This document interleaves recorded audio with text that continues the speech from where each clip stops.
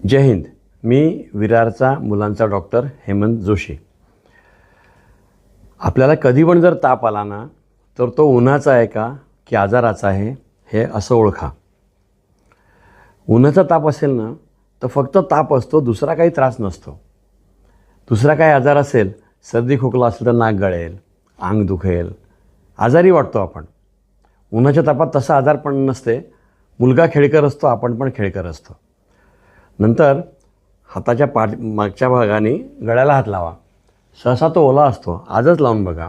घाम असतो पातळ, ऊन लागून घाम वाळून जातो आणि चामडी कोरडी होते. मग आपल्या गळ्याला हात लावा आणि घरच्या दुसऱ्या माणसाच्या गळ्याला पण हात लावा. आपला आणि त्यांचा गळा सारखाच ओला असेल तर तुम्हाला उन्हाचा ताप नाही आहे, हा आजाराचा ताप आहे. तिसरं 2 बोटं घ्या, एक तोंडाला आतून धरा गालाला आणि एकाला बाहेरून.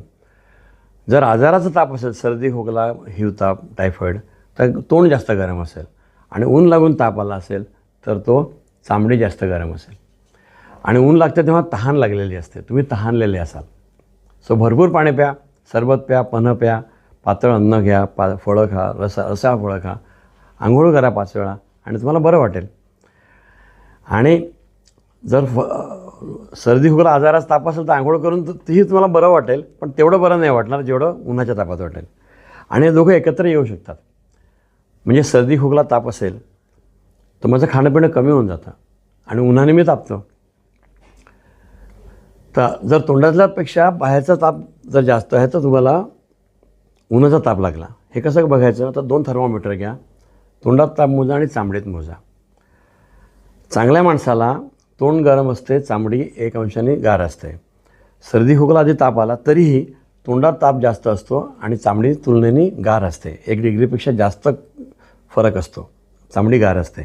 पण उन्हाने तापली तर चामडीचं तापमान आणि तोंडाचं तापमान एकच होतं आणि नंतर चामडीचं तापमान वाढतं. तुमच्या चामडीचं तापमान तोंडापेक्षा जास्त असेल तर तुम्हाला पाणी कमी झालं आहे आणि ऊन लागलं आहे. तुम्ही भरपूर पाणी प्या, आंघोळ करा, चामडी गार होऊन जाईल.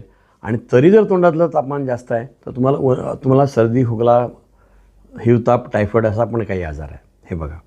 आणि हे सगळ्यांना सांगा.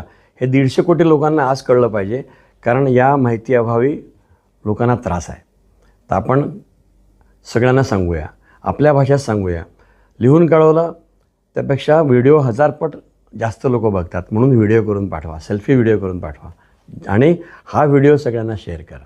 जय हिंद.